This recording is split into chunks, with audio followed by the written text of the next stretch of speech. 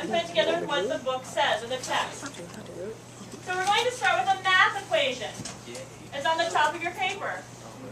Text clues plus background knowledge equals an inference. We just talked about text clues. What does the story or the text actually say? You put that together with what you already know. It could be things you know from your life, things you know from school and other classes, things you know from the world. And you put those together to come up with what's happening, your inference. Okay? So, what we know about inferencing. This is on the first part of your study sheet. You need to find clues to get some answers. You need to add those clues to what you already know or have already read. Okay, this is what we just talked about. We knew from the one card that the girl could not be happy because the clue said she threw her book down. Most people don't throw their book down when they're happy. So we put that together, what we know, to figure out that she's mad or sad or something happened to her that wasn't good. There can be more than one answer. We saw that with a lot of those cards. You must be able to support your inferences with evidence from the text. Going back to the card about the girl throwing her books again. We were able to go back to the story, to the text on the card. She threw her books. That tells us she had to be mad or sad. She was definitely not happy. So we were able to support what we said. Now, you guys have been predicting since kindergarten. Predicting is a form of inferring. It's thinking about what you've already read and trying to figure out what's going to happen next. Visualizing is a form of inferring. Thumbs up if you know what visualizing means. Thumbs up if you've heard that word before, but maybe you don't remember what it means. Okay? So a lot of you have heard the word before. Visualizing is when you get a picture in your head. When you're reading and you're able to imagine what's happening, or you can see what's going on like a movie in your head, that's visualizing. And that's a form of inferring because the story doesn't tell you all the details. You have to fill it in with your imagination. Okay? Now, as readers, you're doing lots of stuff. Your brain is trying to look at the letters and figure out what word it is. Then you have to take those words and put them together in a sentence. Then you have to figure out, what is this sentence telling me? There's so much that your brain's doing that sometimes it's hard to know when to do and use which strategy. When do we stop and make connections? When should we stop and make inferences? When do we think about what we already know? Okay? As you become better at reading, your brain just does these things.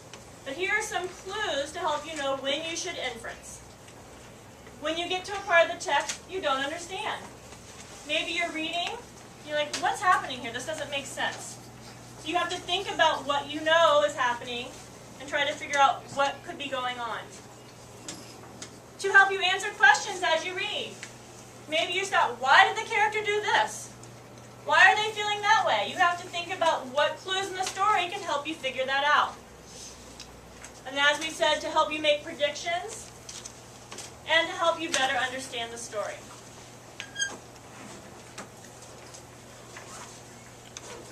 What questions do you have right now?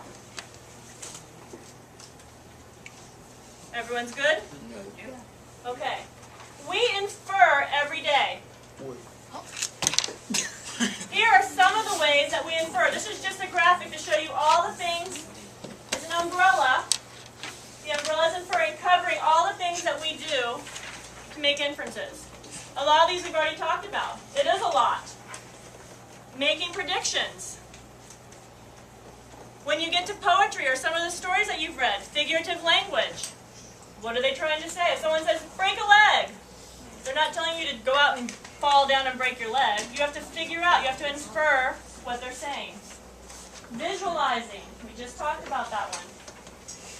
When you did elements of fiction first quarter, you had to infer, how is the setting important to the plot? Cause and effect. Why does this cause this to happen? And characters' feelings and motives. I keep going back to this card, but the one where the girl threw down her books. you all inferred that she was probably angry or sad. Okay? You must, when you're doing theme, I know theme is a big part of 8th grade English. The author's not going to say, the theme of my story is, you have to use evidence from the text to figure it out.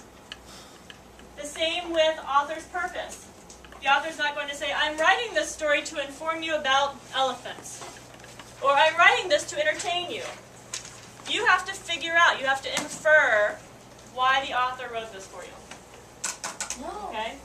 So now we're going to practice a little bit. Looking at that picture, what can you infer? Talk at your group for a second, couple seconds.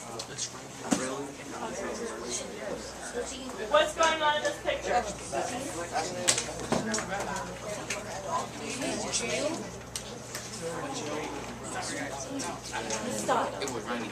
Okay, pretty easy one.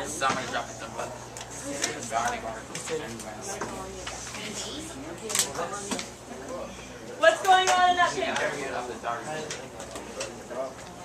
Okay, maybe they dropped their umbrella. What else could be going on?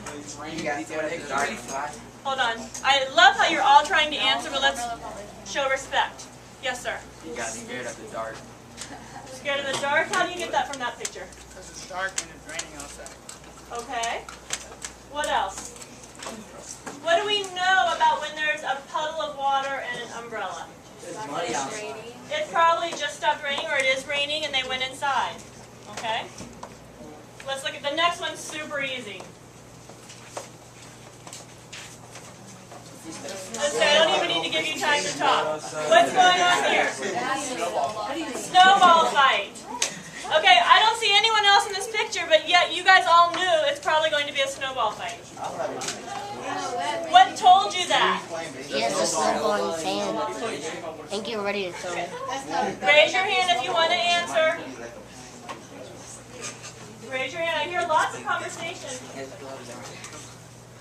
And I love that you're all on task, but I want to be able to hear what you're saying. Yes, sir. He has a snowball in his hand. He has a snowball in his hand. Does he just have it down here, playing with it? I thought it was a baseball. Yeah, he has a baseball stance, and usually when you're throwing a baseball, it could be a baseball, you're getting ready to throw it. How do you know it's not a baseball? He has mittens on. He has mittens on. Excellent. Okay. For our next activity, you will need your pencil. I'm going to give you a piece of paper. As soon as you write your name and date on the paper, put your pencil down.